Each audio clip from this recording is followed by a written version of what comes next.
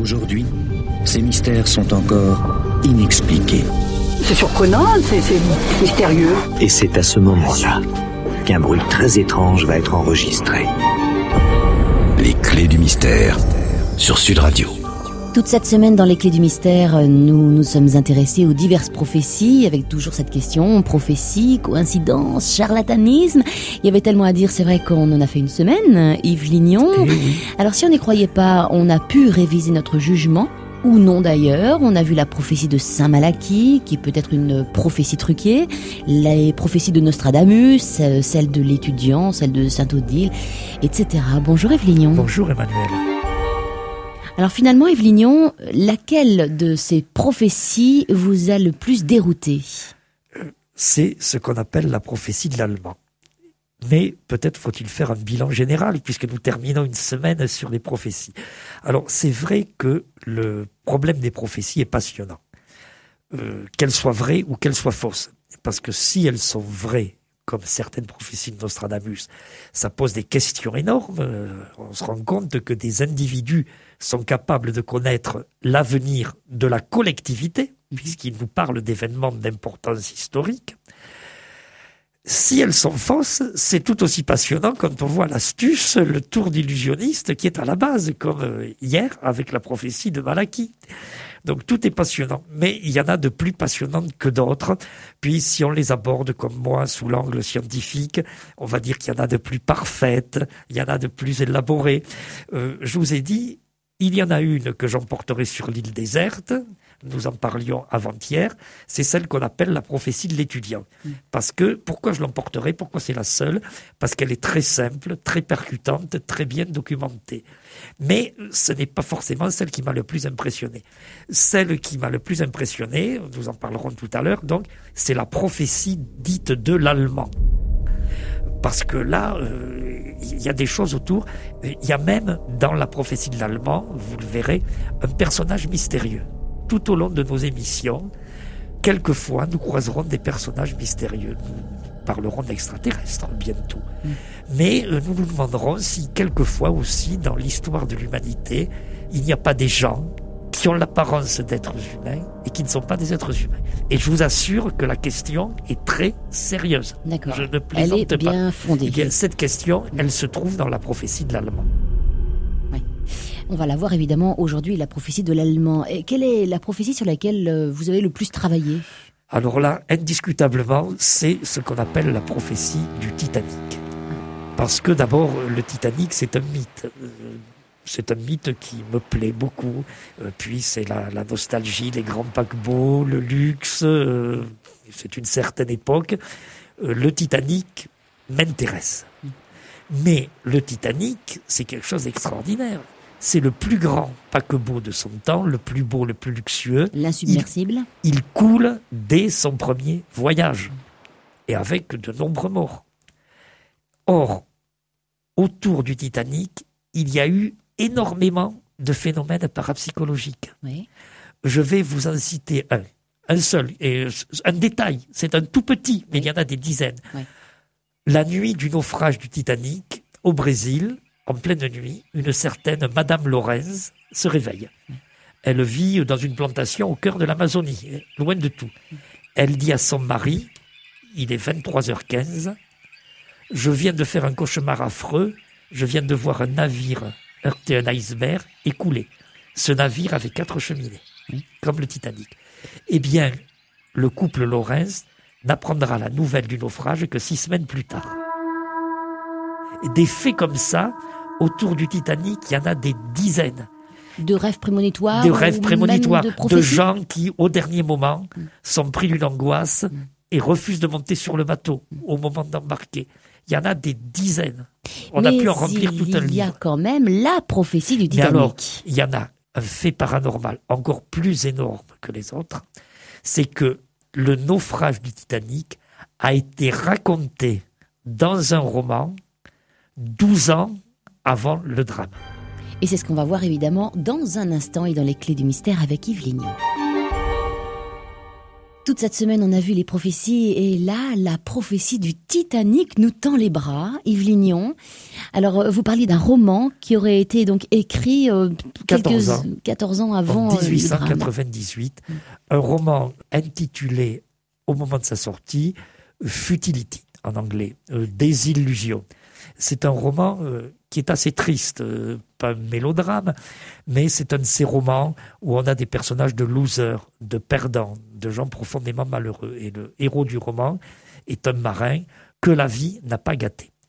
Ben, ce roman, en 1913, il sera republié avec pour titre Le naufrage du Titan. Oui. Tiens, le Titan. Parce qu'effectivement, si le principal héros du roman, c'est un marin dont la vie est noire, il y a dans le roman une scène à grand spectacle. Et cette scène, c'est le naufrage d'un navire, le naufrage d'un paquebot. Vous devinez où je veux en venir. Le roman est écrit en 1898. Il est écrit par un personnage extrêmement curieux, qui se nommait Morgan Robertson et qui prétendait être inspiré par des esprits. Écrire sous forme de transe. C'était un spécialiste du roman maritime et il disait, oui, je n'écris pas ça machinalement pour gagner ma vie, des histoires de bateaux, et quelque chose, un peu comme s'il avait eu une mission à accomplir. Et ce Morgan Robertson, il mourra dans des conditions curieuses. On le retrouvera mort dans un fauteuil face à la mer. Mort donc c'est la de poursuivi jusqu'au mais bout. au bout de plusieurs jours. Et son roman de 1898 est un petit roman. Ça n'est pas long. Ça serait publié à l'heure actuelle en librio, comme on dit. Ce n'est pas long. Donc il y a une scène à grand spectacle, le naufrage d'un navire, et puis les malheurs d'un marin. Et sans doute pour gagner de la page, gagner du papier, il a décrit de manière très détaillée son bateau. Le bateau qui coule, oui, et dont vous avez compris qu'il s'appelle le Titan, c'est déjà une première bizarre coïncidence. Le bateau qui coule est décrit dans le roman avec un grand luxe de précision. Mais si on le lisait, le roman, sans connaître l'histoire du Titanic, on aurait vraiment l'impression que l'auteur a tiré à la ligne.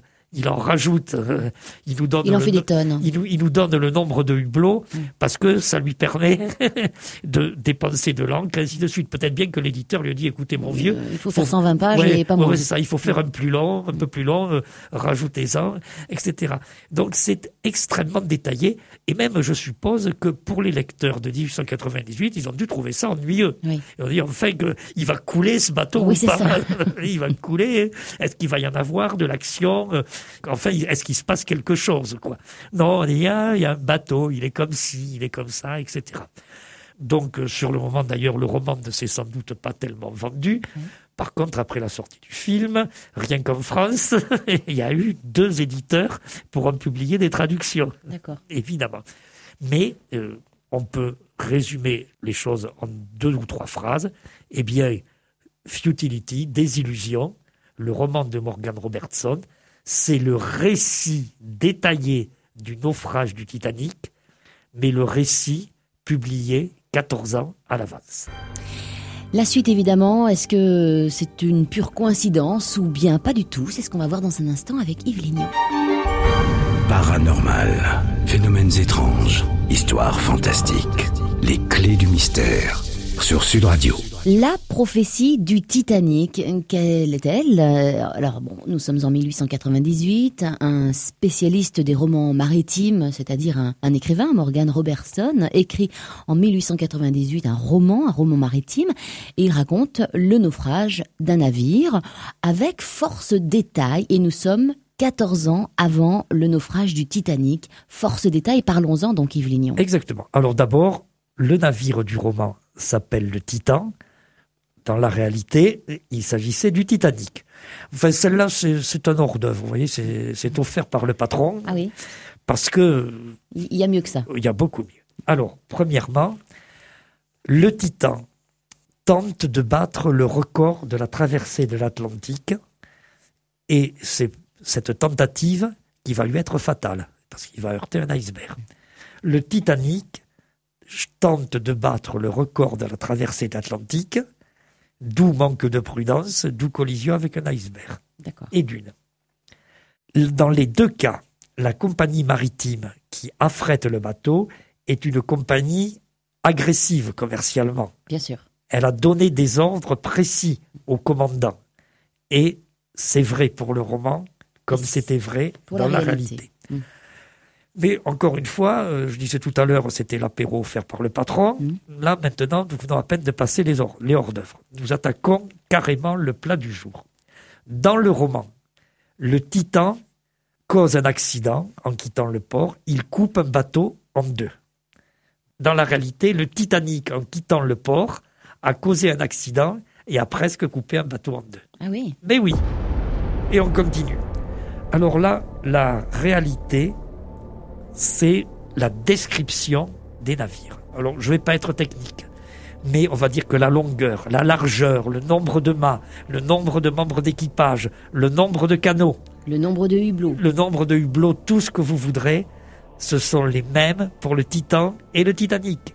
Le romancier Morgan Robertson va même jusqu'à préciser qu'il y avait 2 orchestres, un grand et le petit, sur le Titan, et il y aura 2 orchestres, un grand et un petit, sur le Titanic. Dans le roman, l'officier de garde, de quart, dit « Ouh là là, je sens la fraîcheur ». Cela signifie souvent qu'on approche d'un champ d'iceberg. Sur le Titanic, l'officier de garde a réagi de la même manière, mais son avertissement n'a pas été attendu. On peut aller plus loin. Ah bon ? Juste avant la collision, le Titan naviguait à 24 nœuds. Vous savez que le nœud, c'est l'unité de mesure pour la vitesse des navires. Juste avant la collision avec l'iceberg, le Titanic naviguait à 23 nœuds. Le pire, à mon avis, c'est l'instant de la collision. Il s'écoule 5 secondes entre l'avertissement donné par le marin qui veille et la collision sur le Titan. 25 secondes donc là, on est dans le roman, sur le Titanic. Et dans la réalité, pareil. Pareil. Et surtout, c'est la même fausse manœuvre qui cause le naufrage du Titan dans le roman et le naufrage du Titanic dans la réalité. Puisque dans le roman, on crie arrière, à bâbord, toutes, et sur le Titanic, l'officier a donné comme instruction arrière, à bâbord, toutes. Bâbord, ça veut dire partez vers la gauche.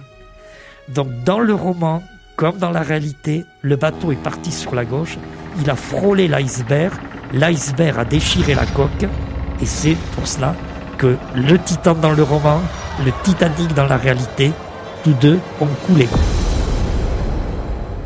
Parce que c'est bien connu, enfin c'est connu des professionnels, et c'était connu de Morgan Robertson, l'auteur du roman, qui était un spécialiste du roman maritime, qui connaissait donc toute la technique. Dans ces cas-là, il faut aller droit devant. Si le bateau rentre droit dans l'iceberg, l'avant est enfoncé, mais le bateau ne coule pas, il peut même continuer à naviguer.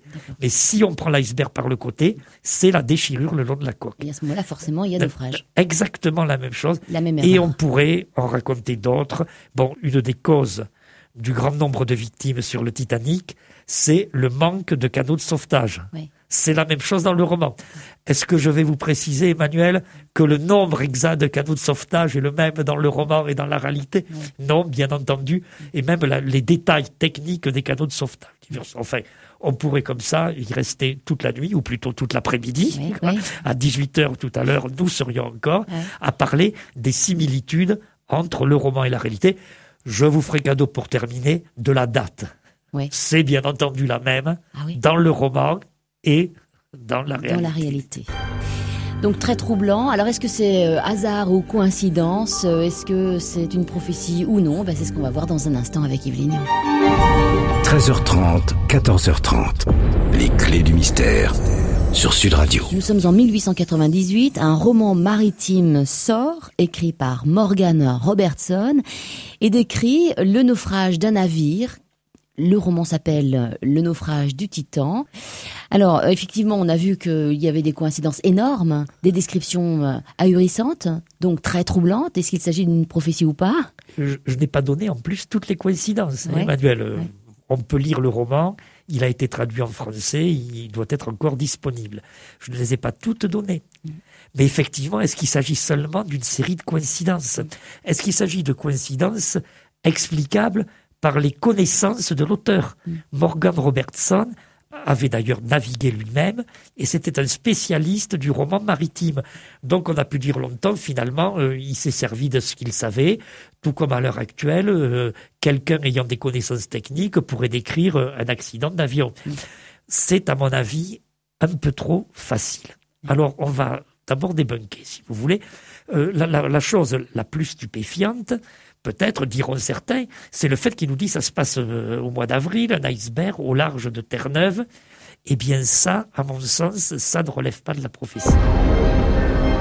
Ça ne relève pas de la prophétie parce que tout le monde savait que s'il y avait, je mets au conditionnel, un risque de collision avec un iceberg, c'était au mois d'avril au large de Terre-Neuve. D'accord. Donc ça ne relève pas de la prophétie. De même, on va nous dire, mais le nombre de canaux de sauvetage, Bien sûr. nombre insuffisant qui provoque des morts par dizaines dans le roman et dans la réalité. Mais ce nombre insuffisant était voulu par les règlements maritimes. On mettait le nombre minimum de canaux de sauvetage. On disait, il n'y aura pas de quoi embarquer tout le monde si on coule. Mais on disait d'abord, on ne coulera pas. Et puis ensuite, ça fait partie des détails que nous ne savons pas, on disait, l'océan est très fréquenté. Donc il y aura beaucoup d'autres navires qui viendront au secours. Or, Morgan Robertson, comme d'autres écrivains, comme d'autres journalistes, dénonçait cette politique du pire qui relevait de ce qu'on pourrait appeler un capitalisme sauvage, en disant on met très peu de canaux de sauvetage, de toute façon il y aura bien un bateau pour venir secourir les gens. Donc il dénonçait ça. D'accord. Donc il n'est pas étonnant Donc, qu'il ait mis un noté dans petit son nombre roman. de canaux de sauvetage, et ainsi de suite.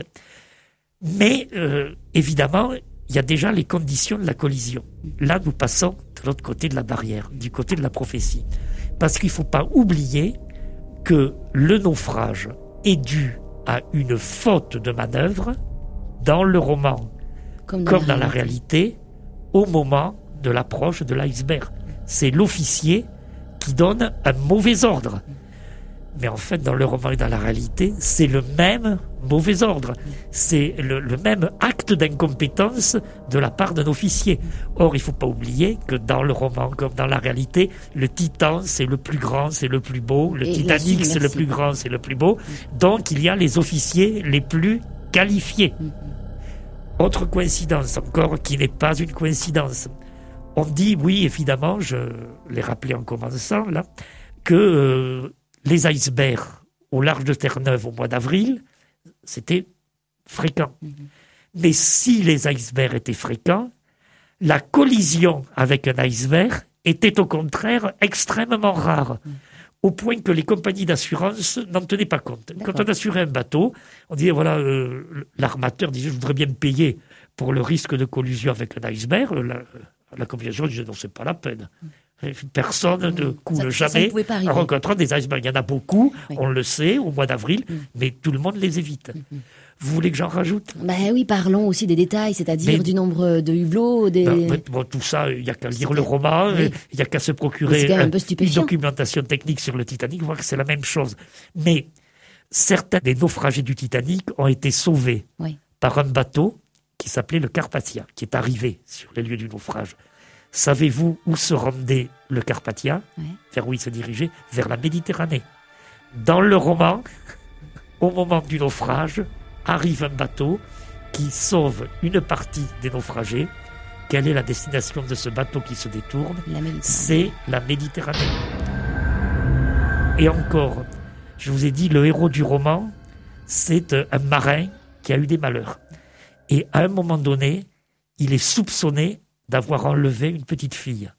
Sur le Titanic, il y avait un homme qui fuyait l'Europe en ayant enlevé ses 2 enfants dans une histoire de divorce. Donc, encore une fois, on peut en rajouter. Moi, dans un article que j'ai écrit dans un journal, j'ai noté les similitudes sur 2 pages. Puis ensuite, quand j'ai cherché ce qui pouvait relever de la coïncidence des connaissances maritimes de l'auteur, Oui. et j'ai refait une liste. Oui. Ma première liste faisait 2 pages. Oui. Ma seconde liste, où j'avais écarté toutes les coïncidences, où je ne gardais que ce qui était, à mon avis, paranormal, Oui. elle faisait 1 page et demie. D'accord. Donc, sur toutes les coïncidences, il n'y en a à peu près que le quart Oui. qui peuvent s'expliquer par le fait que l'auteur était un romancier spécialisé. Tout le reste, à mon avis, ça relève de la prophétie, du phénomène parapsychologique au sens pur. Est-ce qu'on peut trouver ce roman encore, Eh bien, Morgan Robertson, il est donc édité chez Corsair Éditions. Très bien, Le Mais- naufrage du Titan. Nous n'en avons pas fini, Ouais. Emmanuel, Ouais. parce que le plus beau, c'est que si vous consultez un spécialiste d'histoire maritime, comme je l'ai fait, vous lui dites finalement, vous faites le sceptique, vous faites l'avocat du diable. Pour nous décrire le Titanic, appelé Titan, il suffisait que ce Morgan Robertson regarde quelle était la taille des navires en circulation. Et ce spécialiste vous répondra comme il m'a répondu en 1898, un navire tel que le Titanic était inconcevable. Oui. Aucun ingénieur ne pensait qu'on pourrait construire un bateau comme cela. Aucun ingénieur, peut-être pas, mais un romancier visionnaire, oui. Prophétie très intéressante et ça donne envie de se plonger du coup dans ce livre Le naufrage du Titan, Morgan Robertson. Très bien. Autre prophétie dans un oui. instant, celle donc de l'allemand. Oui. Dites également celle du prisonnier, c'est bien Oui, ça. c'est la prophétie du prisonnier. Dans un instant. Après-midi passionnante avec Yves Lignon, nous voyons les prophéties encore ce vendredi. On a vu à l'instant la prophétie du Titanic absolument stupéfiante. Vous nous parliez de la prophétie de l'allemand, parlons-en. Oui, prophétie de l'allemand ou prophétie du prisonnier. Ouais. Et elle a quelque chose de fascinant, elle aussi, mais par sa simplicité et par sa solidité.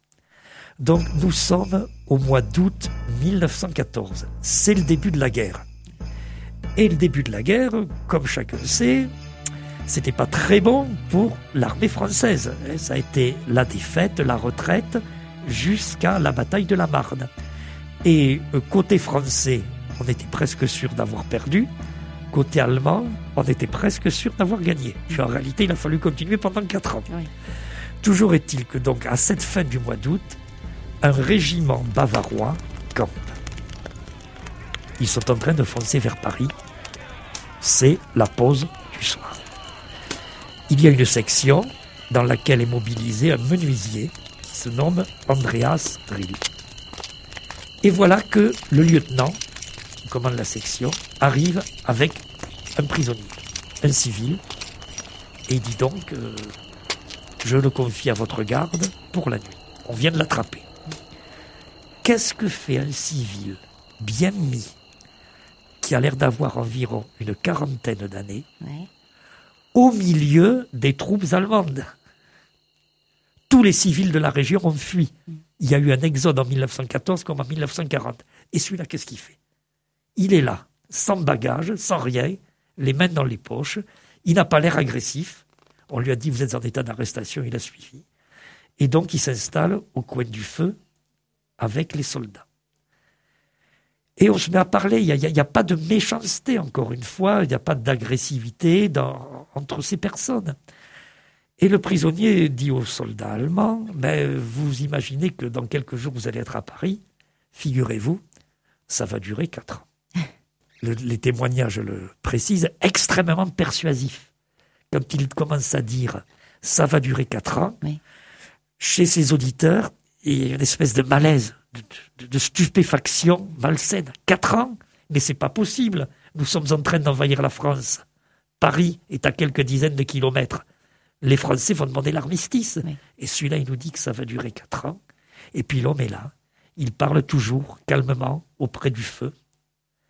Et Andreas Rill, le menuisier, note. Et dès le lendemain, il envoie une lettre à ses parents. Quelques jours plus tard, il envoie une seconde lettre. Et pourquoi envoie-t-il une seconde lettre? Parce que ce prisonnier mystérieux, dont on ne connaît même pas l'identité, a continué de parler. Oui. Et donc, il a raconté les 4 années. Il a raconté Verdun. Il a raconté le traité de paix. Il a raconté les 20 années 1919-1939.